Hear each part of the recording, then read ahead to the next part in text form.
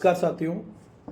तो आज मैं हूं सुरेंद्र यादव, एक बहुत स्पेशल मुद्दे पे बात करने वाला हूं और ये मुद्दा है एसएससी से रिलेटेड। तो एसएससी के बच्चे थोड़ा सा इस वीडियो को समय दें। दोस्तों, एक्चुअल में क्या हो रहा है, हर साल एसएससी में जो पोस्ट आ रही है उसमें हो क्या रहा है कि जो प्रीवियस लगे हुए बच्चे हैं वो बच्चे अपनी रैंक को इम्प्रूव करने के लिए एग्ज़ाम देते हैं और कहीं ना कहीं वो जो नया बच्चा है उससे अच्छी कंडीशन में होते हैं, क्योंकि उनकी जॉब भी होती है और प्रिपरेशन तो होती है, तभी वो एसएससी में सिलेक्ट है। और उन बच्चों की रैंक हमेशा सुधरती जाती है, इस वजह से जो पोस्ट होती है वो उन्हीं बच्चों से फिल हो जाती है। तो एक बात ये समझ में आती है कि उनकी जगह जो पोस्ट थी वो खाली भी हो रही है, तो वैकेंसी अगले साल जो बढ़ के आ रही है। लेकिन इसमें एक चीज़ है, इसमें एक चीज़ क्या है कि जैसे कि किसी बच्चे की तैयारी बहुत अच्छी है और वो इस साल लगने वाला है, लेकिन जो पोस्ट है वो पुराने बच्चों ने फिल कर दी, तो वो बच्चा जो लगने लायक था इस बार वाली वैकेंसी में वो नहीं लग पा रहा, उसको अगली वैकेंसी तक वेट करना पड़ेगा। अब कई बार क्या होता है, लाइफ ऐसे होती है, स्पेशली जो बच्चा प्रिपरेशन कर रहा है उसके साथ तो ट्रबल्स ज़्यादा होती है, तो कहीं ना कहीं वो क्या होता है, डिमोटिव होता है कि यार मेरा नहीं होगा क्योंकि मैं तो इस बार भी रह गया। वैसे ही कंडीशन में मेरे पास एक बच्चा भी है, मनोज, आज मेरे पास आया और यही डिस्कस कर रहा था कि सर मैं पिछली बार जो है बहुत कम नंबर से रहा। तो मनोज से मैं मिलाता हूँ आपको। नमस्कार। तो अभी मैं सर के पास आया था थोड़ा सा पर्सनल गाइडेंस लेने के लिए। तो सर ने मुझे अभी यही समझाया कि देखिए, ये जो वैकेंसीज जो फिल हो रहे हैं, तो जो नए बंदे जो सेलेक्ट हो रहे हैं, तो उसके बाद में भी वैकेंसीज जो बची हुई है वो आगे जो भी, जैसे 2023 में जो वैकेंसीज थी, 2023 के जो बंदे जो 2024 में सेलेक्ट हुए, तो 2023 वाली वैकेंसीज जो खाली रह गई थी वो 2025 में आएगी। तो सर उसी तरीके से सर ने अभी थोड़ा सा मुझे मोटिवेट किया, क्योंकि थोड़ा सा मैं डिप्रेस्ड फील कर रहा था कि सर मुझे आगे प्रिपरेशन करनी चाहिए या कुछ और फील्ड मुझे चुनना चाहिए अभी, या ये वो टाइम आ गया जब मुझे प्रिपरेशन को छोड़ना चाहिए, क्योंकि मैं बिल्कुल माइनर मार्जिन से सीएचएसएल मेंस और सीजीएल मेंस दोनों में रहा हूँ। तो अभी सर मुझे यही समझा रहे थे कि अभी आप उस फेज में हो जब आपका सिलेक्शन बिल्कुल नज़दीक है और आप बिल्कुल सेलेक्ट होने वाले हो।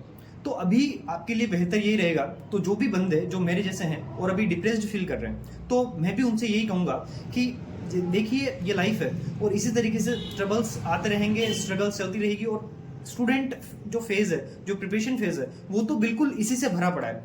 तो आपके लिए भी बेहतर यही होगा कि आप अभी थोड़ा सा खुद को मोटिवेटेड रखें, और यही है कि हाँ, आज नहीं तो कल आपका सिलेक्शन हो जाएगा। अगर आप थोड़ा सा, अगर बाउंड्री लाइन केसेस है अगर आपका मेरे जैसे, तो बिल्कुल ये 100% है कि आज नहीं तो आपका कल सिलेक्शन होने वाला है। बस सर मैं यही कहना चाहता हूँ बाकी सभी स्टूडेंट से भी, जो भी थोड़ा बहुत इस चीज से थोड़ा सा परेशान है कि क्या पता सिलेक्शन होगा या नहीं होगा, जिस तरीके का कंपटीशन बढ़ रहा है, तो बस मैं यही कहना चाहूंगा कि आप बिल्कुल रिलैक्स रहिए और अपनी जो प्रिपरेशन है उसको थोड़ा सा स्ट्रेटेजी में चेंज करके, कि पिछली बार आपके साथ क्या कमी रही थी, मॉक टेस्ट कम थे या कुछ ना कुछ तो ऐसी दिक्कत रही होगी ना जिससे आपका सिलेक्शन नहीं हुआ था। तो बस वही चीज है कि आप अपनी स्ट्रेटेजी को बेहतर बनाइए और आगे मूव ऑन करिए।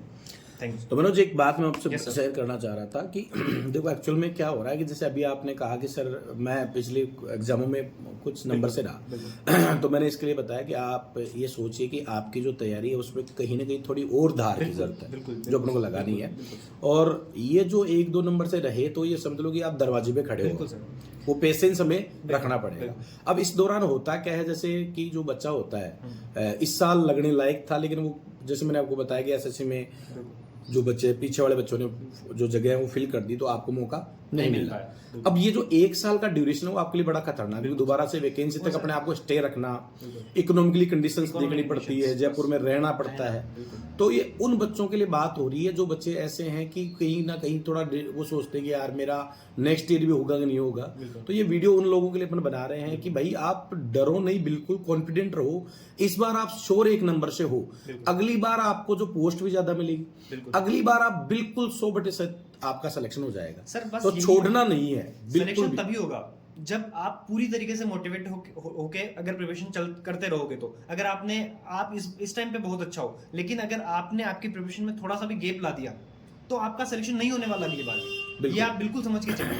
तो वही चीज है कि जो आपने अभी तक पढ़ते हुए आए हो उसको कंटिन्यू रखिए, नया कुछ नहीं पढ़ना है, उन्हीं चीजों को आपको पढ़ना है, उन्हीं चीजों को रिवीजन करना है, चाहे वेंडर चेंज की बात हो, चाहे कितना ही वेंडर चेंज हो जाए। क्वेश्चंस तो आपके वहीं से आने जो पीवीक्यूज है, उससे चेंज कुछ नहीं होने वाला।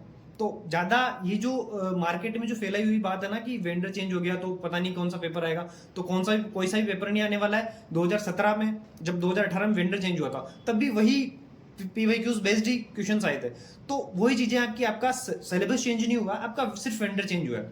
तो बिल्कुल आप रिलैक्स रहिए और अपनी आगे की प्रिपरेशन कंटिन्यू रखिए। और सबसे बड़ी दिक्कत ये आती है जब 1 साल का जब गैप हो जाता ना, तब वो लगता है कि जो फैमिली का जो प्रेशर होता ना सर, वो बड़ा दिक्कत क्रिएट करता है। वो बता रहा हूँ, इसीलिए मैं कर रहा हूँ अपना आपको स्टे रखने का। जो सबसे बड़ी इस पूरी वीडियो में एक बात है अपनी कि आपको नेक्स्ट ईयर के लिए और मजबूती के साथ टिकना, अपना आपको बिल्कुल भी हिलने नहीं देना है, क्योंकि सिलेक्शन की कगार पे हो, आपको बिल्कुल मूव ऑन नहीं करना है यहाँ से, अपने आप को लगा के रखना है, ये टारगेट है। और एसएससी में हर साल वैकेंसी बढ़ के आ रही है, तो ये जो बच्चे पुराने बच्चे जो सीट फिल कर रहे हैं उससे अपना को कोई इफेक्ट नहीं पड़ रहा है। चलो इस बार हमारा नहीं हुआ, अगर सर इफेक्ट भी पड़ रहा है तो कोई दिक्कत नहीं है, हमें मेहनत ज्यादा करनी पड़ेगी। सर सेलेक्टेड बंदों के साथ एक दिक्कत ये भी है कि आप अभी उस लेवल पे हो कि बिल्कुल आप सिलेक्शन होने वाला है, लेकिन सेलेक्टेड बंदे ज्यादा रिलैक्स्ड हैं आपसे। हाँ, रिलैक्स्ड है क्योंकि वो सिलेक्टेड है अपने आप में, बिल्कुल। तो सर बस वही कारण है, वही कारण, वो प्लस पॉइंट आपके साथ है, वो प्लस पॉइंट है। तो मैं आपको कह रहा हूँ कि अब आपकी बारी है, बिल्कुल, क्योंकि सिलेक्टेड बच्चा तो खेल गया, अब की बार आपकी बारी है, तो आप स्टे कीजिए, रुकिए बस आप। सर प्रिपरेशन के दौरान तो वो रिलैक्स्ड है, उसमें तो आप प्लस पॉइंट है, लेकिन एक चीज ये भी ध्यान रखिए कि एग्जाम में प्लस पॉइंट उनके साथ है, क्योंकि आप बिल्कुल उस प्रेशर के साथ जाओगे कि आपके पास कोई जॉब नहीं है। तो वो एग्जाम में आपको अगर रिलैक्स रहना है, क्योंकि एग्जाम में वो तो रिलैक्स रहेगा, तो हो सकता है वो और ज्यादा बेटर परफॉर्म कर जाए आपसे। बिल्कुल यही हो रहा है, बिल्कुल। तो वही है कि एग्जाम में भी आपको रिलैक्स रहना है, प्रिपरेशन के दौरान तो आप बिल्कुल प्लस पॉइंट में हो, लेकिन एग्जाम जो टाइम है उस टाइम पे आपको थोड़ा सा माइनस पॉइंट है। आपके साथ ये दिक्कत है कि आपके पास कोई जॉब नहीं है, तो अभी आप थोड़ा सा माइंड से उतना रिलैक्स नहीं रहोगे जितना सिलेक्टेड बंदा रहेगा। तो सर वो आपको उस टाइम पे एग्जाम टाइम पे ध्यान रखना है। अगर आप वो 1 घंटा 2 घंटा एग्जाम का टाइम अगर वो आपने अच्छे से खेल लिया, तो शायद फिर आपका सिलेक्शन कोई नहीं रोक सकता।